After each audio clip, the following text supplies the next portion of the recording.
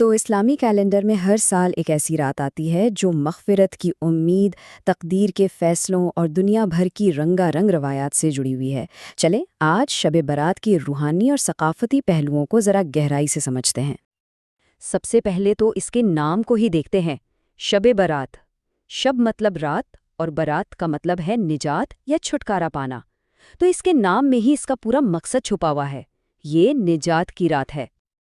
آج کے اس گفتگو میں ہم دیکھیں گے کہ اس رات کی روحانی گہرائی کیا ہے، اس سے جڑی عبادات کون سی ہیں، اس پر علماء کی مختلف آراء کیا ہیں، اور ہاں یہ بھی دیکھیں گے کہ دنیا بھر میں اسے کس طرح منایا جاتا ہے۔ چلیں سب سے پہلے بات کرتے ہیں شب برات کی روحانی حیثیت کی۔ یہ اسلامی مہینے شعبان کی 15ویں رات ہوتی ہے اور اسے بہت اہم سمجھا جاتا ہے۔ کچھ روایات کے مطابق یہ کوئی عام رات نہیں ہے، بلکہ یہ تقدیر کی رات ہے۔ کہا جاتا ہے کہ اسی رات آنے والے سال کے لیے ہر انسان کی زندگی، موت اور رزق جیسے بڑے بڑے فیصلے لکھے جاتے ہیں۔ اس رات کی رحمت کتنی وسیع ہوتی ہے، اس کو سمجھانے کے لیے ایک حدیث میں بڑی خوبصورت مثال دی گئی ہے۔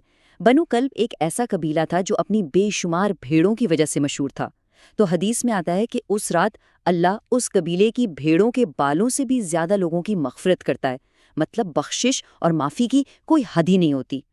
روایات سے ہمیں یہ بھی پتہ چلتا ہے کہ پیغمبر اسلام صلی اللہ علیہ وسلم خود بھی اس مہینے اور خاص طور پر اس رات کو خاص اہمیت دیتے تھے، جیسے کہ لمبی لمبی نمازیں پڑھنا، جنت البقیع قبرستان جا کر گزرے ہوئے لوگوں کے لیے دعا کرنا اور شعبان کے مہینے میں کثرت سے روزے رکھنا۔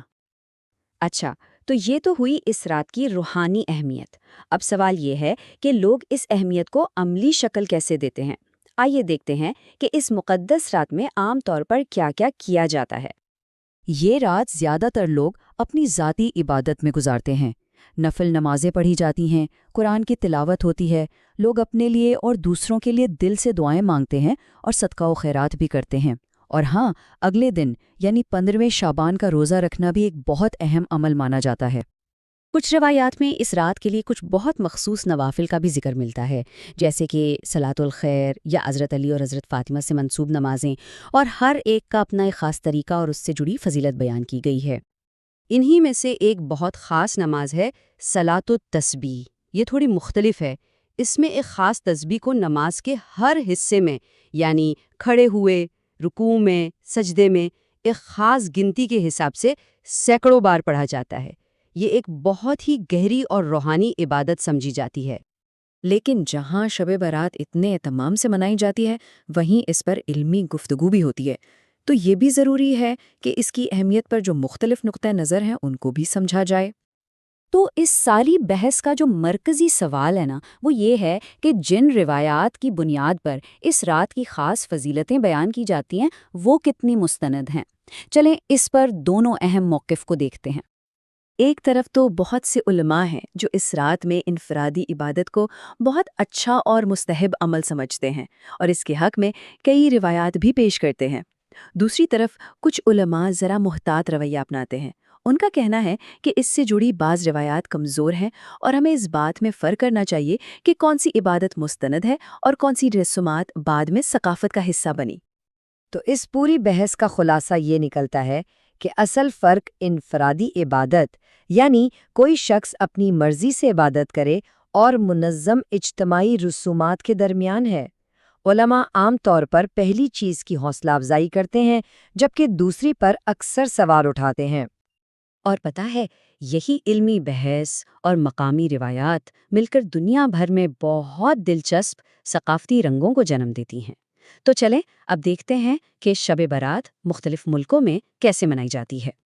جنوبی ایشیا سے لے کر مشرق وسطیٰ تک اور دنیا کے کونے کونے میں جہاں بھی مسلمان بستے ہیں، وہاں شب برات اپنے منفرد مقامی رنگ میں نظر آتی ہے۔ جیسے کہ پاکستان، انڈیا اور بنگلہ دیش میں اس رات کی ایک خاص پہچان حلوے اور دوسری میٹھی چیزیں ہیں۔ لوگ یہ مٹھائیاں خود بھی کھاتے ہیں اور پڑوسیوں، رشتہ داروں اور غریبوں میں بانٹتے بھی ہیں، جس سے آپس میں محبت بڑھتی ہے۔ ایران میں اس رات کا انداز بالکل ہی منفرد ہے۔ یہاں اس رات کو 12ویں امام مہدی کی ولادت کی خوشی کے طور پر منایا جاتا ہے۔ شہروں کو روشنیوں سے سجا دیا جاتا ہے اور ساتھ ہی لوگ اپنے پیاروں کی قبروں پر بھی جاتے ہیں۔ یہ خوشی اور یاد کا ایک بہت حسین امتزاج ہے۔ ترکی میں اسے برات قندیلی کہتے ہیں، جس کا مطلب ہے مبارک چراغ۔ یہ سلطنت عثمانیہ کے دور سے چلی آ رہی ایک روایت ہے جس میں مساجد کے میناروں پر چراغاں کیا جاتا ہے، اور یہ روشنی اور ایمان کا ایک بہت ہی دلکش نظارہ ہوتا ہے۔ اور اگر عراق کی بات کریں تو وہاں یہ جشن بچوں کی معصوم خوشیوں سے جڑ جاتا ہے۔ بچے اپنے محلے میں گھر گھر جا کر ٹافیاں اور مٹھائیاں لیتے ہیں، جو اس رات کی سادگی اور کمیونٹی کے آپسی تعلق کو ظاہر کرتا ہے۔ تو آخر میں شب برات ہمیں یہ سوچنے پر مجبور کرتی ہے کہ کیسے ایک بنیادی مذہبی تصور یعنی مغفرت کی تلاش دنیا بھر میں عبادت، ثقافت اور کمیونٹی کے ان گنت خوبصورت طریقوں میں ڈھل سکتا ہے۔ یہ اس بات کی بھی یاد دہانی ہے کہ ایمان کا سفر جتنا انفرادی ہوتا ہے اتنا ہی اجتماعی بھی۔